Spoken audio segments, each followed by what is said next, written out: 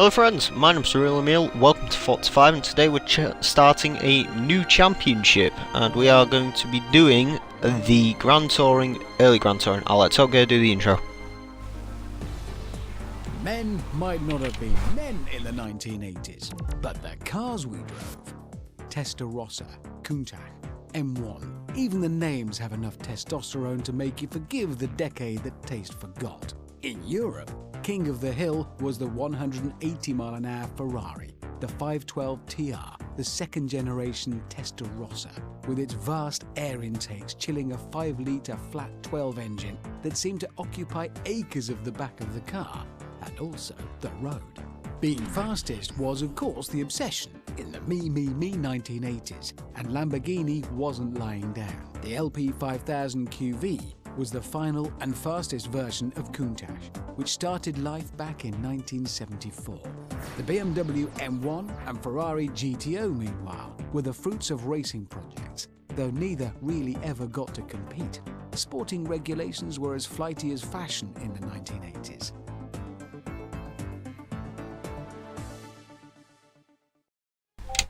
Okay, so I actually do have a pre-built car for this. It's the Ferrari Testarossa.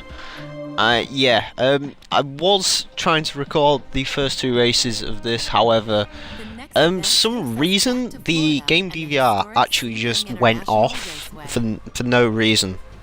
Literally no reason whatsoever. The TVR just decided, nope, I'm not going to record today, thank you. So yeah, you actually joined me a little bit into this, and yeah, so I have actually pre-drove this car, and yeah, I'm not going to spoil anything, but yeah, I guess I'm going to say yeah a lot. I don't know why I've decided to go with the Testarossa. It's not usually, it's not my favourite Ferrari in the world. I mean, it's certainly, I can appreciate it's quite good looking. Well, fairly good looking. It's got a nice square shape to it. I don't know. It's quite a nice looking car. But yeah, definitely not my favourite Ferrari. Favourite Ferrari is 575 Maranello. I love that car. I can't like it. I just think it looks really awesome. I love the interior of it. I love pretty much everything about it. We're getting pumped around massively there. Yeah, I love the 575.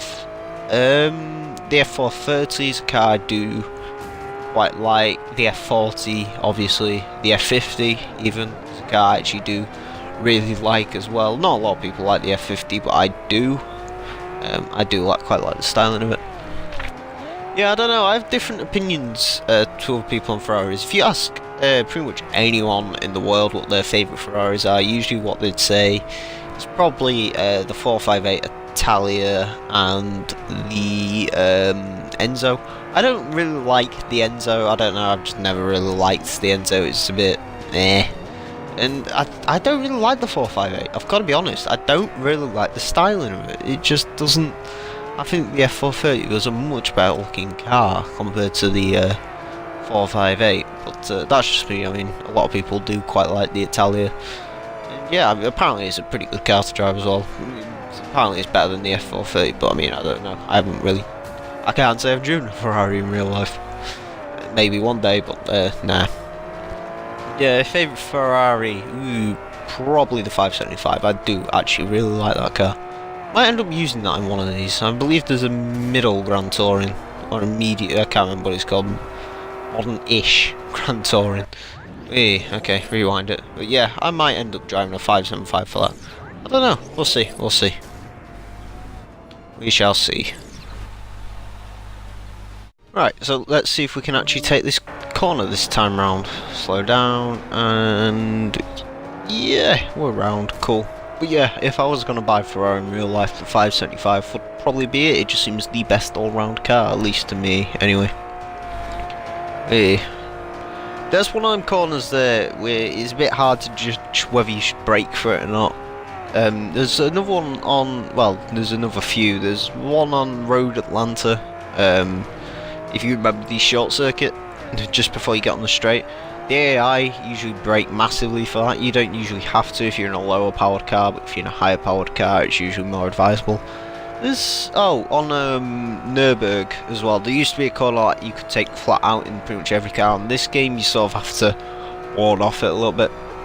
So yeah, I don't know. You might see that corner later on at some point. I don't know. I presume Nürburgring would pop up at some point for this. See, spinning and spinning and spinning and twitching and dying. Welcome to Forza 5, Twitch of Death. Because that's usually what happens when driving these cars. Alright, there we go. It didn't twitch. I'm quite amazed. There we go. Back on track. Back on track. Alright.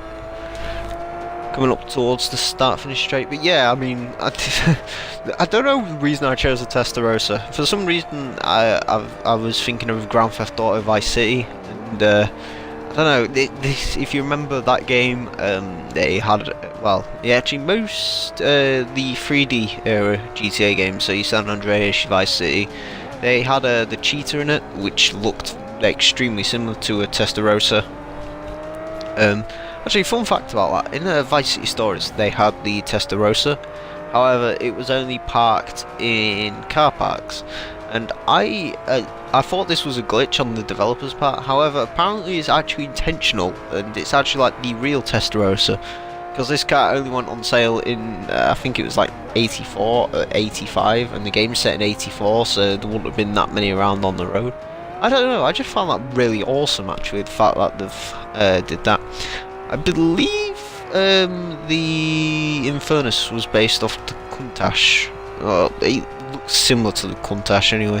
It wasn't a direct replica. It had the same shape as one. It had the same lights and everything. They were more borrowed from modern day Ferraris mostly, I think. But yeah, and that was the Infernus.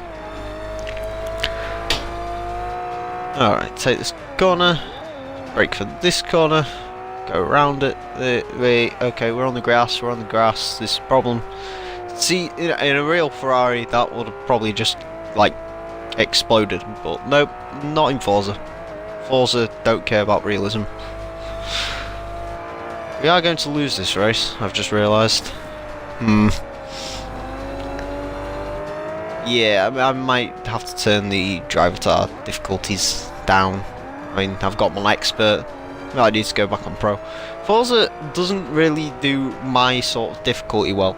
I can't really compete in the expert difficulty, however the pro difficulty I blow over extremely easily. It's like there's no in-between where there really needs to be an in-between, really, but there's not, which is, you know, always so helpful and everything. Realistically, I think it should just take whatever times you usually get and make the AI similar to that. You know, I mean, we block him off, there we go, proper 80s cops show there. Block the car off, and he obviously won't go into the back of you because he doesn't want to damage a very expensive Ferrari. Although the AI on this game really don't actually care if your car's expensive or not, they're still going to ram you off the road. This thing is scraping along the floor. I've just noticed the suspension on this is low. I don't think you should lower a Ferrari really, but I mean, you know, it's a video game, you know, and you have to do these things to improve the handling. Yes, that's it. Anyway, I will see you all in the next race.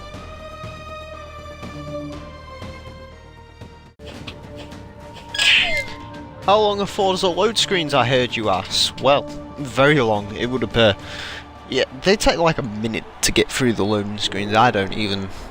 But yeah, anyway, in the time that I've had, I've also managed to discover that I wasn't talking complete and utter arse, that this car actually was in Miami Vice, which is cool, because otherwise I would have appeared like a complete and utter plonker. I've never really watched Miami Vice, I've never really watched any 80s, 70s cop show. I've watched a few cop programs, I love police camera action and whatnot, but I don't really watch any, like, well, detective dramas or anything like that, so... But yeah, I mean, at least that means what I think might end up being the title for this video, at least that'll work now, which is awesome. And there's actually been 2 Testarossas in Miami Vice. Apparently there's a black one and there was a white one. So I'm driving a white one at the moment, which is cool. I do like that yellow Peugeot. Don't know what it is about that car. I do quite like the look of that yellow Peugeot. I quite like the look of the 308. People probably hate me the world over for saying that. Yeah, I mean, I like the Peugeot 308. I think it's a good car. You know, I don't mind it. But yeah, anyway, seeds, seed, seed, seed, CC seed, CC seed. Anyway, we're at Yas Marina. They're probably one of my favourite tracks in the game. If we're talking Forza 5, I mean, obviously on Forza 4, my favourite tracks were Maple Valley, Tsuba, and Iberian, I believe it's called. But of course, they're not in Forza 5. So my favourite tracks in this game, probably I like the SPA circuit, I like the Yas Marina, and I like the Alps. They're my personal favourites, I'd say. I don't know. I like SPA. I don't know. It just seems to really suit my driving style. I like the flow of it. I just like the way it is.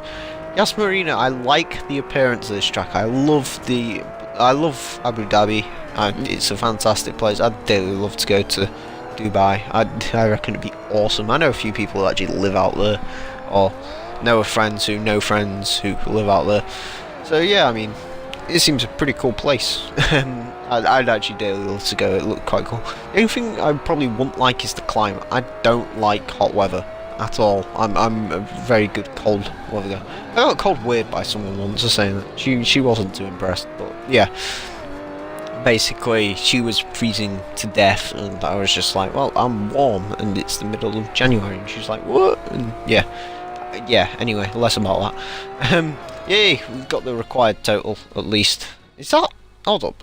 That thing on the side, is that to control the wing mirrors, or is that the central locking? And why is that halfway up the door? Yeah, Ferraris are hilarious, or just any Italian sports cars, or even Lancias, just anything Italian is usually quite funny to look at, just because there's usually like one or two weird things that just shouldn't be there. It's like on this car, you got massive, look at them gaping holes on the side. I think it's because, at least what I read, something about air intakes, you can't have too bigger ones, but yeah. Anyway, I will see you guys in the next part where I'll have a new car and all that. Anyway, until then, farewell.